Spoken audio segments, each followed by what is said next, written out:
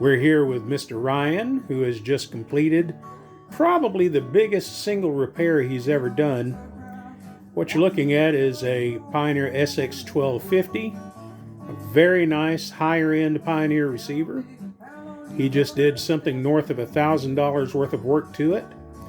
A complete recap: every electrolytic capacitor in the unit has been replaced, including the 4 big filter caps, which are each bigger than a Coca-Cola can.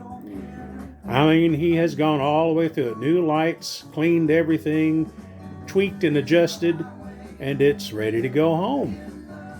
Now, interestingly, on the 30th of this month, we will celebrate 1 year since Ryan did his first solo repair on a Pioneer receiver worth about $100. Not a Pioneer, sorry, my bad. A realistic receiver worth about $100. And he did this all by himself.